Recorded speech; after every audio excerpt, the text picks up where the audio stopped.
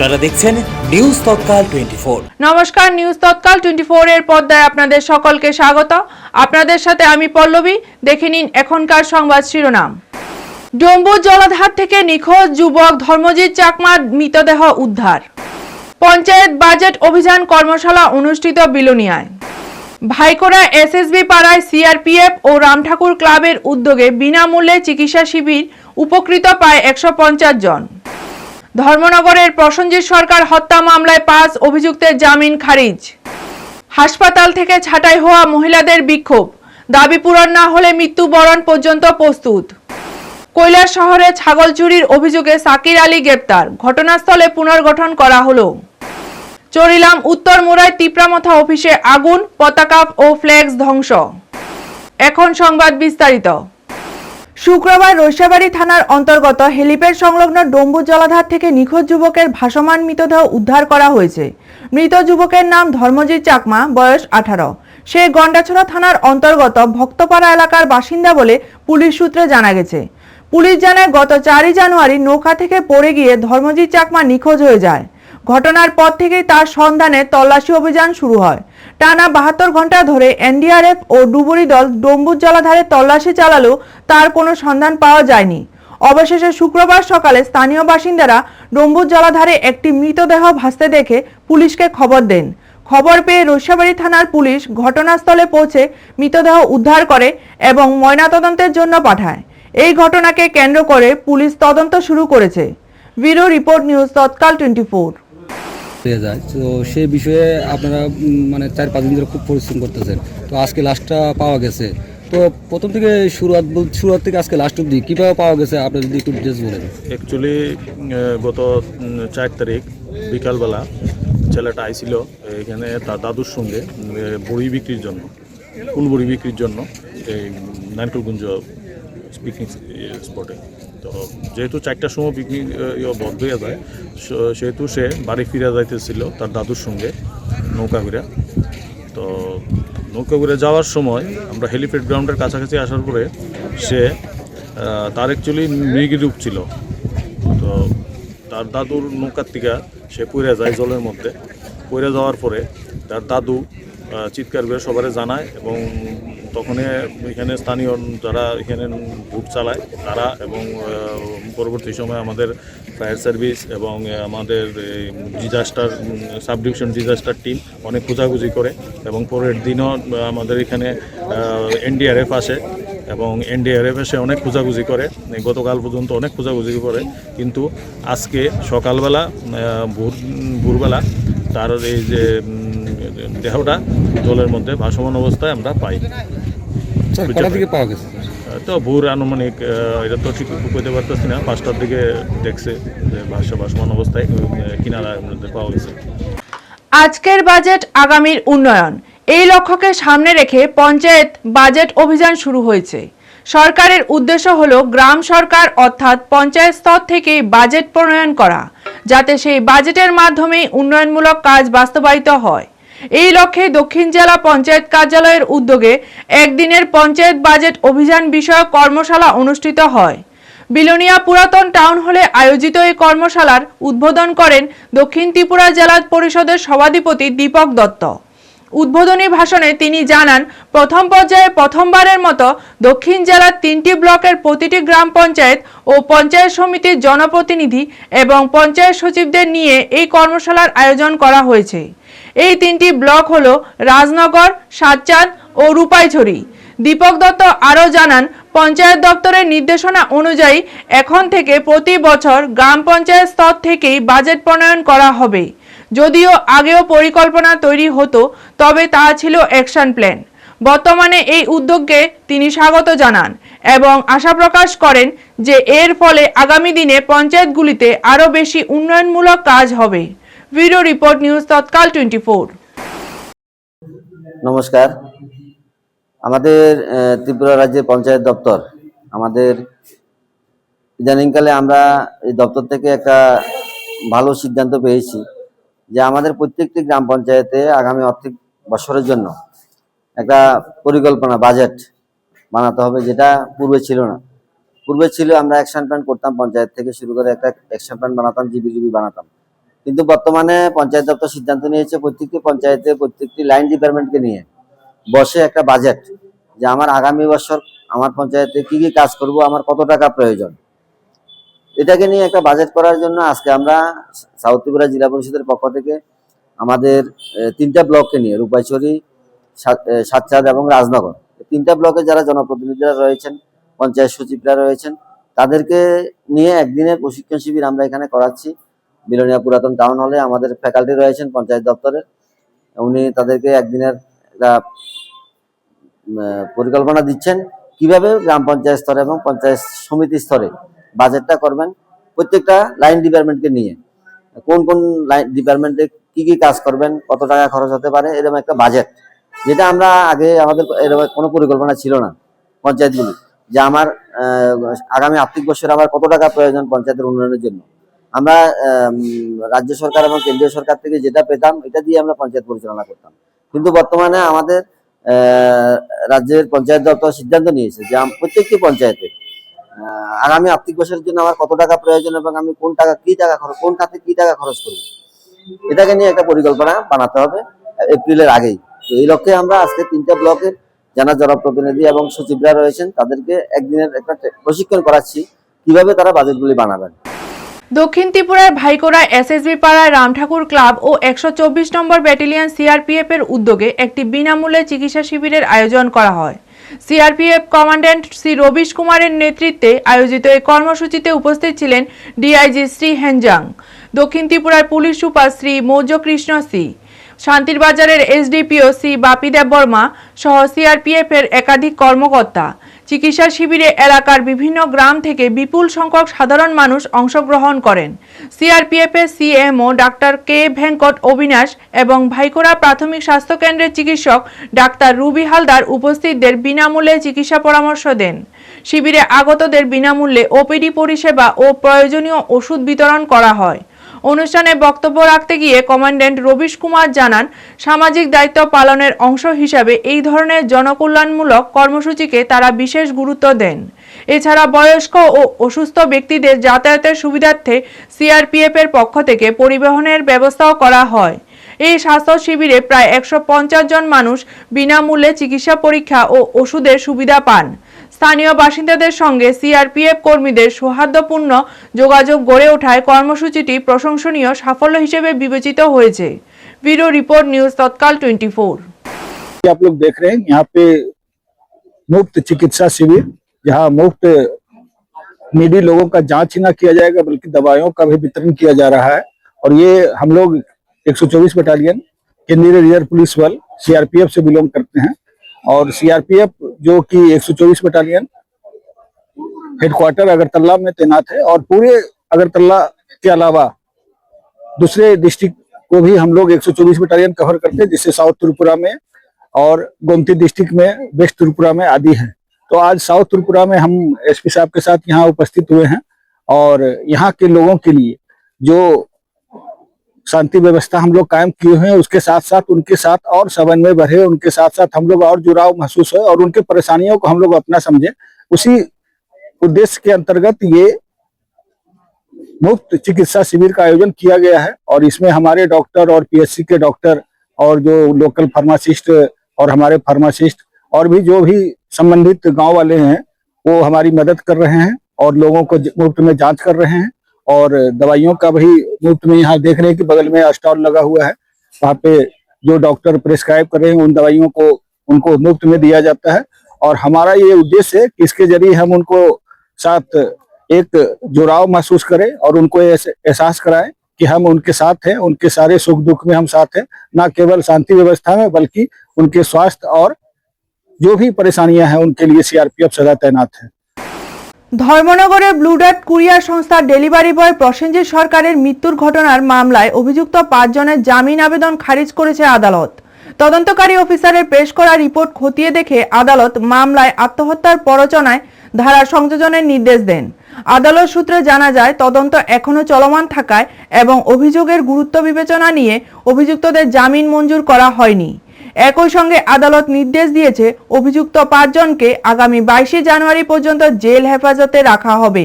ওই দিনে মামলার পরবর্তী শুনানি অনুষ্ঠিত হবে। উল্লেখ্য, প্রসেনজিৎ সরকার ব্লু ডার্ট কুরিয়ার সংস্থার ডেলিভারি বয় হিসেবে কর্মরত ছিলেন। তার রহস্যজনক মৃত্যুতে ঘিরে এলাকায় তীব্র চাঞ্চল্য সৃষ্টি হয়। ঘটনার সঠিক তদন্ত ও দোষীদের বিরুদ্ধে কঠোর ব্যবস্থা গ্রহণের দাবিতে পরিবার ও স্থানীয়দের পক্ষ থেকে ন্যায় বিচারের দাবি উঠেছে। তদন্তের অগ্রগতির দিকে এখন সকলের নজর রয়েছে। ব্যুরো রিপোর্ট, নিউজ তৎকাল 24। সর্বপ্রথম বিষয় হচ্ছে, আপনারা সবাই অবগত আছেন যে এই কেসের প্রথম 3 জন আসামি যারা ছিল তারা ডিস্ট্রিক্ট অ্যান্ড সেশন জাজ কোর্টে ধর্মনগরের মহামান্য আদালতে ওনারা বেল পিটিশন ফাইল করেছিলেন 439, এবং এই বেল পিটিশনের নাম্বার ছিল 73/2025 and that was rejected by the Honorable District and Session Judge Court with observation that there is a sufficient materials against the accused persons, and moreover there is a ingredients of section 108, that is abatement of suicide. তার মানে প্রথম থেকে যে জিনিসটা উঠে আসছিল যে they are involved in the commission of the crime in the difference way, সেটা মহামান্য আদালত তাদের বিল পিটিশনটা রিজেক্ট করে দিয়েছে। যথারীতি আজকে নিচের কোর্টে ডেট ছিল, নিচের কোর্টে ওনারা আবার বিল পিটিশন ফাইল করেছেন। মাননীয় সিজিএম সেই বিল পিটিশনটাকে আবারও রিজেক্ট করেছেন। কারণ হচ্ছে একটাই, আপনার যেখানে sessions court clear cut observation দিয়ে দিয়েছে sufficient materials that another scope is not in there to grant bail from the lower court below, কিন্তু ওনারা ফাইল করেছেন, এটা ওনারা করতেই পারে। আজকে টোটাল 5 জন বিল পিটিশন ফাইল করেছিলেন। টোটাল 5 জন এই কেসে আসামি ছিল, 5 জনেই ফাইল করেছেন। বাকি 2 জনের ক্ষেত্রে বলার চেষ্টা করা হয়েছে they are the innocent of this case, কিন্তু আমি আপনাকে বলতে চাইছি অ্যাজ এ আমাদের যিনি সরকার পক্ষের আইনজীবী রয়েছেন শ্রদ্ধেয় বিশ্বজিৎ দাস, এবং আপনারা অবগত আছেন যে উচ্চ আদালতের ক্ষেত্রে মানে আমাদের ডিস্ট্রিক্ট অ্যান্ড সেশন জাজ কোর্টের ক্ষেত্রে সরকার পক্ষের আইনজীবী ছিলেন মাননীয় পার্থপাল স্যার মহোদয়, এবং আপনারা এটাও জানেন যে আগরতলা স্বনামধন্য আইনজীবী আমার অনুরোধে শঙ্করলুস স্যার এখানে উপস্থিত হয়েছিলেন, দীর্ঘক্ষণ হিয়ারিং করেছিলেন। ওনার পার্ট ছিল, আমার পার্ট ছিল হিয়ারিংয়ের মধ্যে, যেখানে একবার এস্টাবলিশমেন্ট হয়ে গেছে এই টোটাল কেসটার ক্ষেত্রে যে that is a case of 108, then I think that at this stage there is no scope to grant bail them from the lower court below. আরেকটা ইম্পর্টেন্ট বিষয় হচ্ছে, after passing of the order from district জাজ court, এই কেসের তদন্তকারী officer মাননীয় CGM কোর্টে একটা প্রেয়ার করেছিলেন যে ফর এডিং সেকশন 108, এবং আফটার হিয়ারিং লার্নেড কোর্ট এই 108টাকে এখানে অ্যাড করেছেন, এবং আবারও তদন্তকারী অফিসার আজকে 2 দিনের জন্য তাদেরকে জেল ইন্টারোগেশনের জন্য চেয়েছেন। পরপর বাকি 2 জন আসামির ক্ষেত্রে 6 বার জেল ইন্টারোগেশনের জন্য প্রেয়ার চেয়েছেন। কারণ ছিল একটাই, কারণ হচ্ছে তথ্যের ভিত্তিতে এবং পুলিশের রিপোর্টের ভিত্তিতে পুলিশ বলার চেষ্টা করছে যে এই বাকি 2 জন আসামি তারা হোয়াটসঅ্যাপ এবং ফেসবুক এবং ইনস্টাগ্রাম বিভিন্ন কিছু, মানে মূল বিষয়টা হচ্ছে প্রসেনজিৎ সরকারের যে ভিডিওটা সোশ্যাল মিডিয়াতে ভাইরাল হয়েছিল যে বিবাদীরা মিলে তাকে মারধর করছে এবং বিভিন্ন কিছু বলার চেষ্টা করছে, বিভিন্নভাবে ধমক দেওয়ার চেষ্টা করছে, এই সমস্ত ভিডিওগুলি তারা নিজেরা মোবাইলে ক্যাপচার করেছিল এবং এই ভিডিওগুলিকে তারা বিভিন্নভাবে ডিলিট করে দিয়েছে। That has to be proved by the investigation officer to not only today, that also in 31/12/2025 যে ফরওয়ার্ডিং রিপোর্ট ছিল সেটাতে এস্টাবলিশড হয়ে গেছে। সুতরাং আমরা আজকের দিনে এখানে বলতে পারি যে আমরা যে চাহিদাটা ছিল, আমাদের সোশ্যাল মিডিয়া বলুন, প্রিন্ট মিডিয়া বলুন, আর ইলেকট্রনিক মিডিয়া বলুন, আর আমাদের ধর্মনগরের মানুষের যে একটা মানে সোশ্যালিভাবে যে দাবিটা ওনারা চলেছিলেন যে জাস্টিস ফর প্রসেনজিৎ সরকার, আমরা আজকের দিনেও বলতে পারি যে তাদের বেল রিজেক্ট হয়েছে, সাফিসিয়েন্ট ম্যাটেরিয়ালস তাদের এগেনস্টে এস্টাবলিশমেন্ট আছে, এবং তাদেরকে আবারও জেলে পাঠানো হয়েছে। 22 তারিখে তাদের আবার ডেট ফিক্স করা হয়েছে রিমান্ডে। ত্রিপুরা মেডিকেল কলেজ হাসপাতালে দীর্ঘদিন ধরে অস্থায়ীভাবে রোগীদের সহায়ক হিসেবে কাজ করা একদল মহিলা কর্মীকে প্রায় 2 মাস আগে কাজ থেকে ছাঁটাই করা হয়। হাসপাতাল কর্তৃপক্ষের এই সিদ্ধান্তের ফলে চরম আর্থিক সংকটে পড়েছেন ওই মহিলারা, কারণ হাসপাতালের এই কাজটি ছিল তাদের সংসার চালানোর একমাত্র উপার্জনের উৎস। ছাঁটাইয়ের পর থেকে নিজেদের দাবিতে একাধিকবার আন্দোলনে নামলেও হাসপাতাল কর্তৃপক্ষ কোনো গুরুত্ব দেয়নি বলে অভিযোগ আন্দোলনকারীদের। অবশেষে বাধ্য হয়ে ছাঁটাই হওয়া মহিলারা হাসপাতালের সামনে প্লেকার্ড হাতে নিয়ে বিক্ষোভে সামিল হন। বিক্ষোভের খবর পেয়ে ঘটনাস্থলে পৌঁছায় আমতলী থানার পুলিশ। এদিন আন্দোলনরত মহিলারা সাংবাদিকদের জানান, কাজ হারানোর পর তাদের সংসার চালানো অত্যন্ত কষ্টকর হয়ে পড়েছে। দীর্ঘ বহু বছর ধরে তারা একটানা এই হাসপাতালে রোগীদের সেবা করে আসছিলেন, অথচ কোনো পূর্ব নোটিশ ছাড়াই হঠাৎ করে তাদের ছাঁটাই করা হয়েছে। কেন এমন সিদ্ধান্ত নেওয়া হলো তার কোনো স্পষ্ট ব্যাখ্যাও দেয়া হয়নি বলে অভিযোগ। মহিলা আন্দোলনকারীদের দাবি, যত দ্রুত সম্ভব তাদের সবাইকে পুনরায় কাজে যোগদানের সুযোগ দিতে হবে। দাবি পূরণ না হওয়া পর্যন্ত আন্দোলন চালিয়ে যাওয়ার হুঁশিয়ারি দেন তারা। এমনকি প্রয়োজনে আন্দোলন করতে করতেই মৃত্যুবরণ করতেও তারা প্রস্তুত। এমন চরম মন্তব্য করে নিজেদের হতাশা ও ক্ষোভ প্রকাশ করেন। ব্যুরো রিপোর্ট, নিউজ তৎকাল 24। আমরা গত 22 বছর যাবত টিএমসিতে কাজ করি, রুগীর কাজ করি। একটা পেশেন্ট যখন পেশেন্ট নিয়ে তখন এসে রুগীর সঙ্গে কেউ থাকে না তখন আমরা বাড়ির লোক হিসাবে থাকি। বাড়ির লোক হিসেবে থাকলে 12 ঘন্টা থাকলে তারা আমরা কিছু পারিশ্রমিক, এই পারিশ্রমিক দিয়ে আমরা সংসার চালাই। তখন তাইলে অথরিটির কাছে আমরা কোনো কিছুই চাইছি না যে আমরা চাকরি লাগবো, যে আমরা চাকরি লাগবো বা আমরা বেতন লাগবো, কিচ্ছুই আমরা চাইছি না। তাইলে আমরা কে লিগে আমরা হাসপাতালে ঢুকতে পারছি না, এইটি আমরা জানতে যেতেছি। আমরা শুধু তার কাছে আবেদন, আমরা কাজটা যাতে ফিরিয়ে দেয়, এইটাই আমরা আবেদন, আর কিচ্ছু না। চলতি মাসের 6 তারিখ কৈলাসহরের সাকির আলী নামে এক যুবক ছাগল চুরির অভিযোগে গ্রেপ্তার হয়েছেন।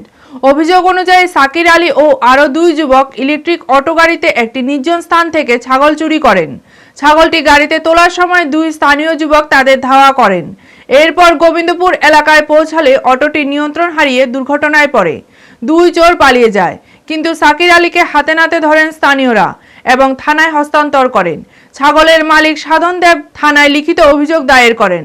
শুক্রবার সকালবেলা এক্সিকিউটিভ ম্যাজিস্ট্রেট থানার ওসি তাপস মালাকার ও তদন্তকারী পুলিশ অফিসার অজিত নাথের নেতৃত্বে সাকির আলীকে নিয়ে এলাকায় পুনর্গঠন করা হয়। অভিযুক্ত নিজের দোষ স্বীকার করেন এবং সবার সামনে ঘটনার বিবরণ প্রদর্শন করেন। পরে তাকে আবার থানায় ফিরিয়ে আনা হয়। ব্যুরো রিপোর্ট, নিউজ তৎকাল 24। গত 6/1/2026 কৈলাসহর থানাতে একটা চুরির কেস হয়, যেটার মধ্যে অভিযোগ করেছেন যে একজন সাধন দেব, যিনি অভিযোগ করেছেন ওনার বাড়ি থেকে একটা ছাগল চুরি করে নিয়ে গেছে।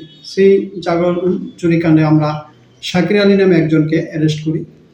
সাকির আলী এবং তার সঙ্গে 2 জন একটা টুকটুক মহিন্দ্রা টুকটুক গাড়ি দিয়ে ওই ছাগলটা চুরি করেছিল। পরবর্তী সময়ে আমরা সাকির আলীকে অ্যারেস্ট করি, কিন্তু তার সঙ্গে জড়িত বাকি যে 2 জন তারা এখনো পলাতক আছে। বাবার নাম জহির মিয়া, বাড়ি কোন জায়গায়?